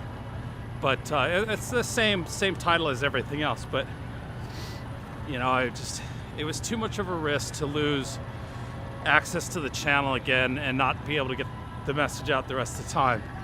But man, that speech from Malone was fantastic, wasn't it? I've never seen anything from him in the past, but pretty powerful stuff, and it was just one fact bomb after another that if it doesn't get you fired up, I don't know what will. But we're gonna have a sunset, a little sunset. something. Holy cow. I gotta cool off for a warm up for a minute.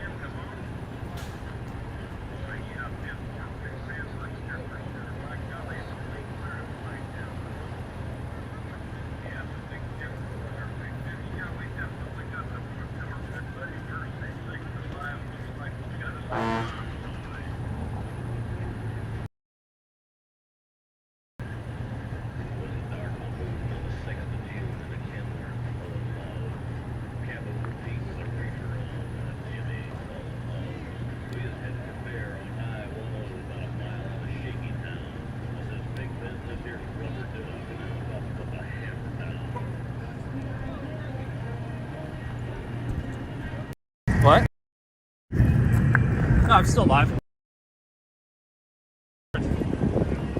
Charge up a little bit. Go watch the sunset.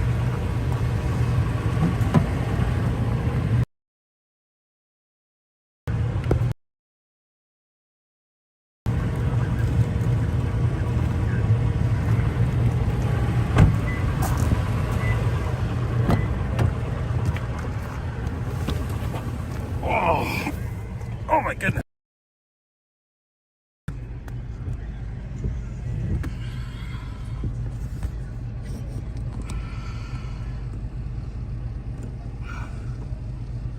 No.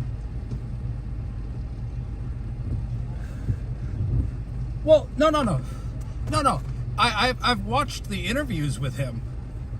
I've seen Malone speak. I've never seen him stand up in front of an audience and give that sort of, yeah.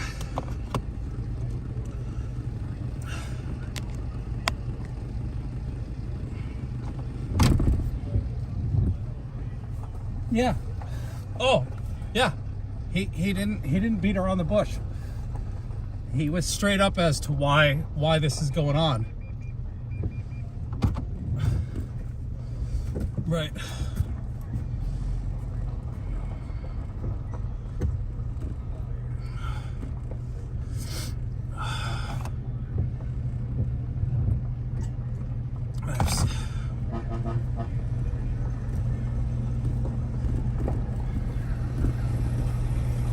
No, YouTube doesn't take down over music.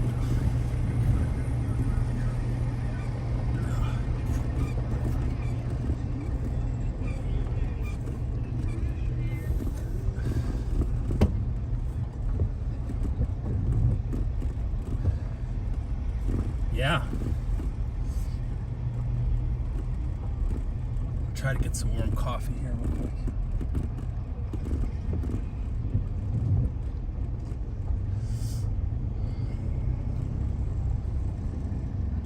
I'll be right back. 1 second.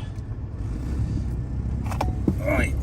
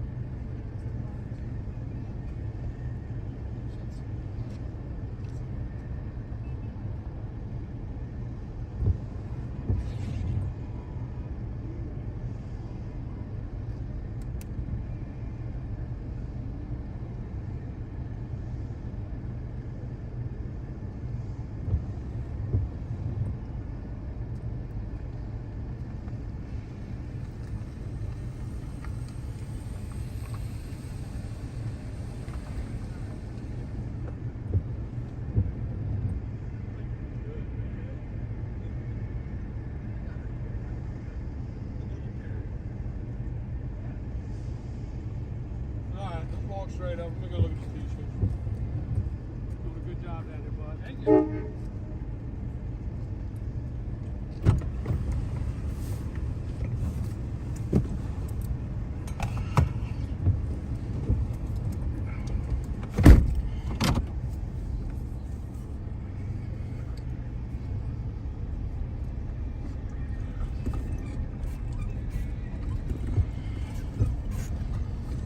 Oh.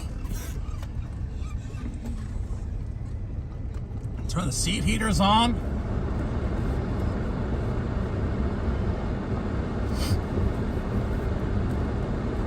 Oh. Oh boy.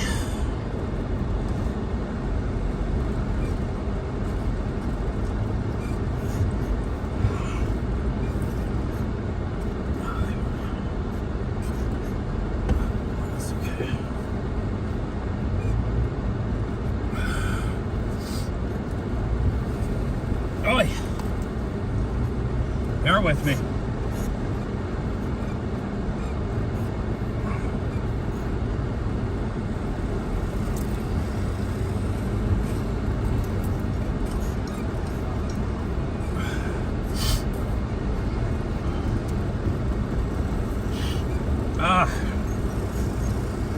All the kids with their muddy bikes.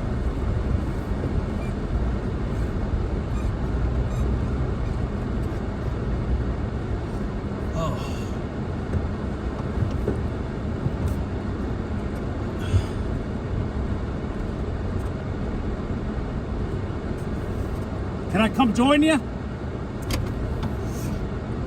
hang on one second.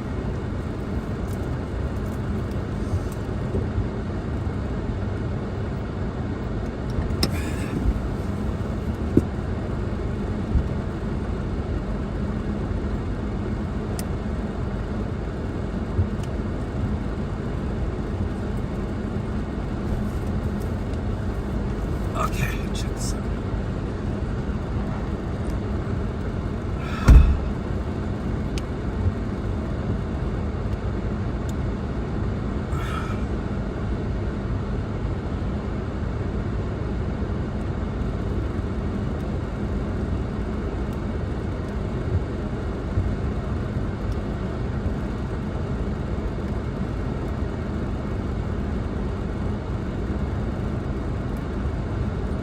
Thing's not working.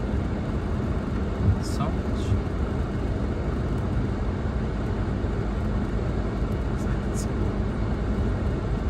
No charge on me. Aye. Okay. That's not gonna work. So much.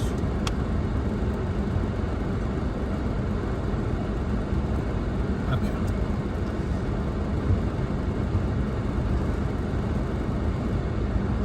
Stay here a minute. I'm not going to be gone long. I was trying to take you with me sound-wise.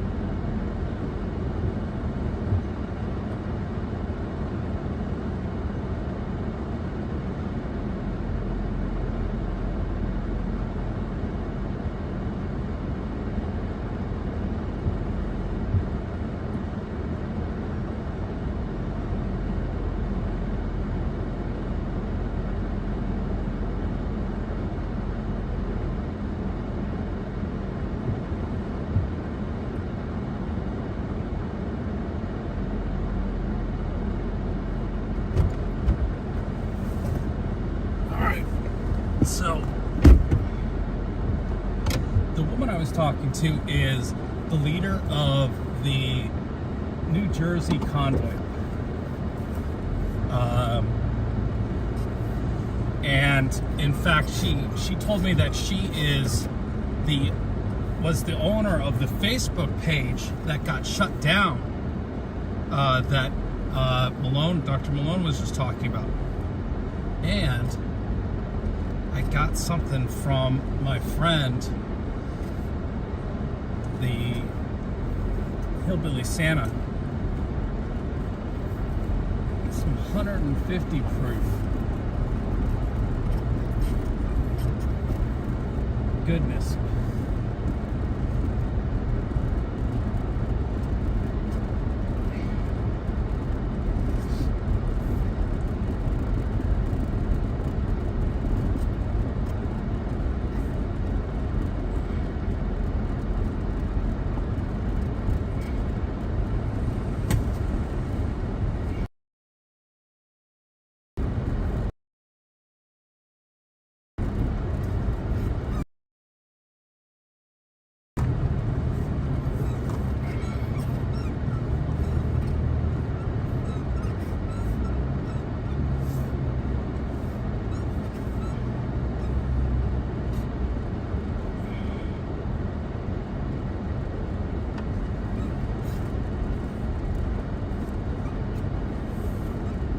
Quite a view here, isn't it?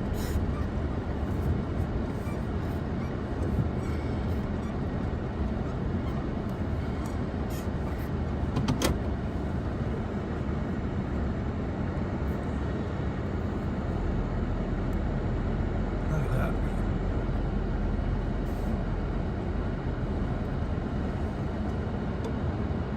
But at the same time, look at that. Just golden sunshine of, you can smell it. It's like he had more of the apple. He had more of the apple. And he said, I got the apple or I got something that'll knock your socks off. I'm like, well, I've tried the apple. Let's try some knock your socks off. And he goes, open it up and smell it. And I opened it up and it's like, holy cow. But it's brown, which is interesting. It smells really good. So he gave me some suggestions for mixing it. And yeah, it's gonna be tasty.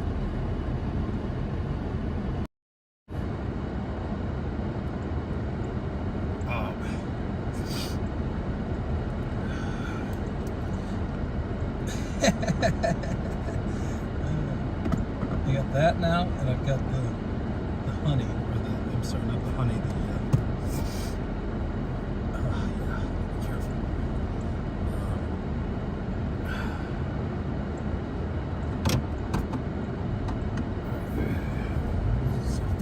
Fix this here.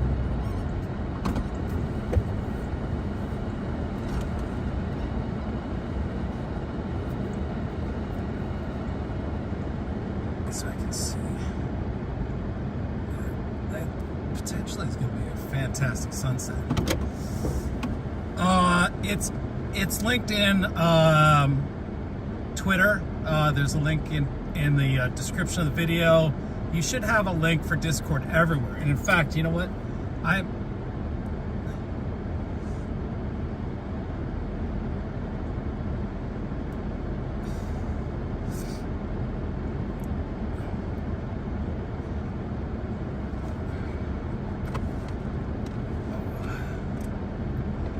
Get some plugs in here. Let's power up.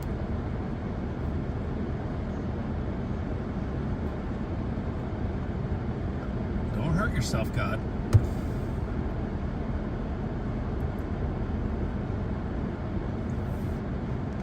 Oh, I hear you.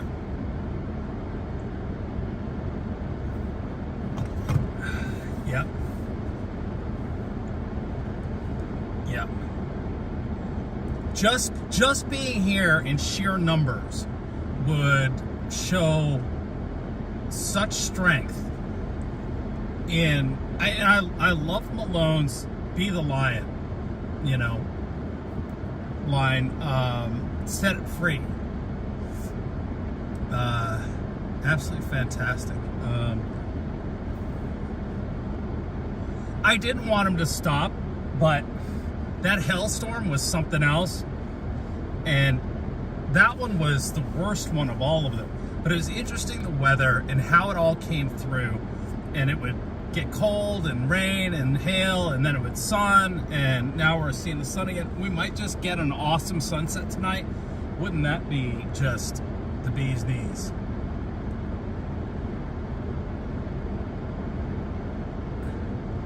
Yeah. Yeah. If they could rally everybody across the 50 states to go to their capitals, and then have the folks here and have this double, triple, quadruple in size, and you know, that would bring this all to a very, very quick end. If people just came in, like, remember that scene out of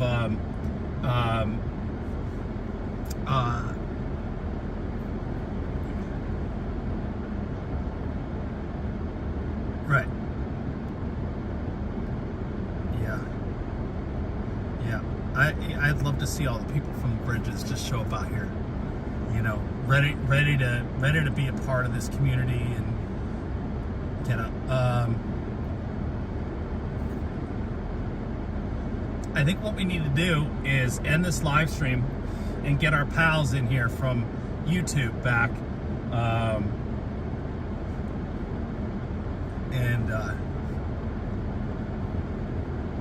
No, I didn't, because it's in all the descriptions of all the videos. I did let everybody know that, but and then let's switch Discords. Let's go over to WYSIWYG Discord. I bet you there's a ton of people over there hanging out. Kerfuffle. What's going on? Yeah. It was, right?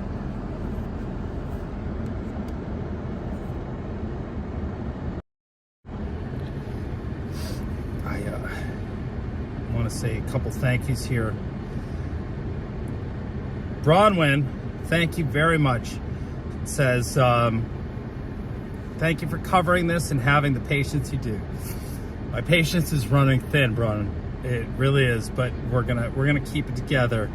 And I can't thank you enough for the support. Carol, thank you very much. I appreciate you and your PayPal. Tony, thank you. Kenny, thank you very much for your PayPal.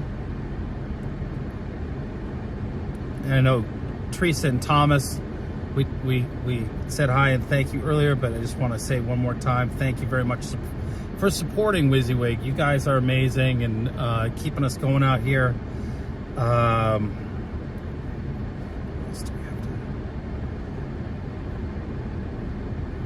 What I'm going to do is I'm going to end this stream and restart so we can get the other YouTube channel back in.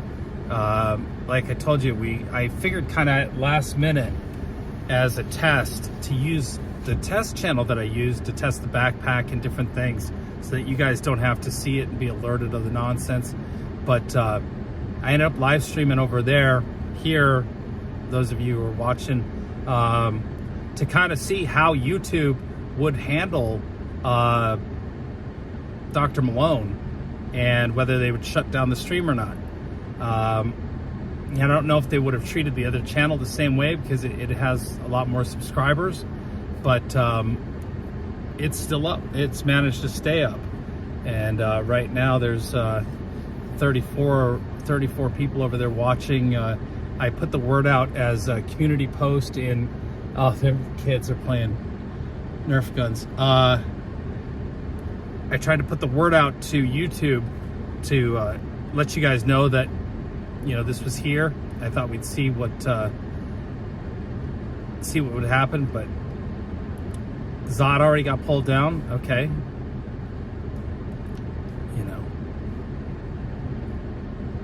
Thank you, Linda. I appreciate that. So what I'm going to do is I'm going to end this stream, and we'll enjoy this sunset and chit chat, and maybe do a little driving around, and we may get our new friend from New Jersey to get in the truck, and we'll do one of those driving interviews. We'll enjoy the. Yeah.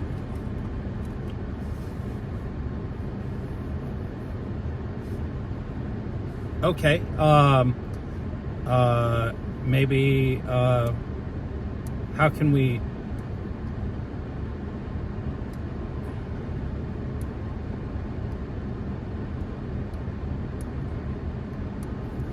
Okay, thank you.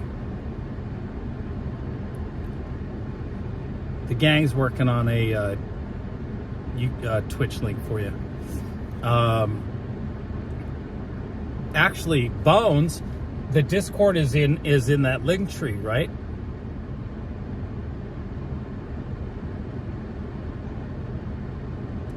No, God, hold on a second. Talking to Bones. Is that Discord link in the link tree?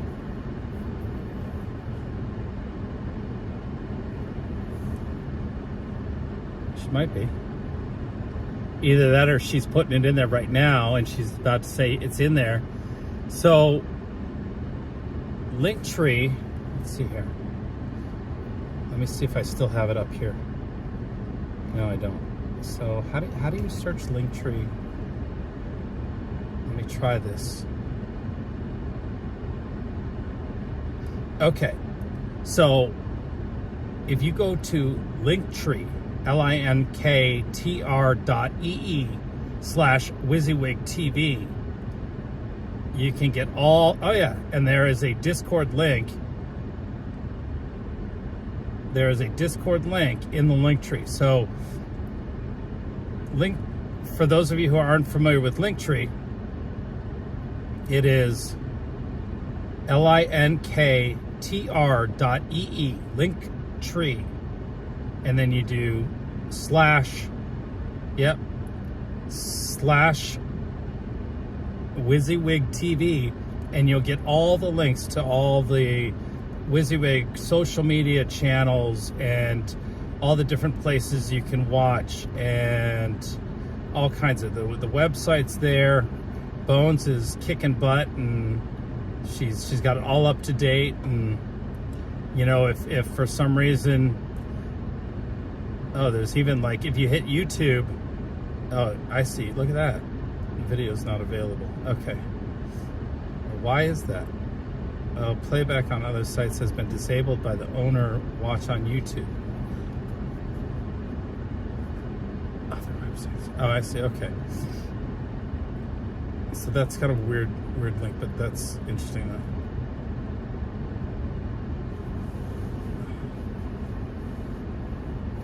though. Oh, I see. Okay. Bones, did you know that when you click on the link, it tries to open the video in that drop-down window on Linktree?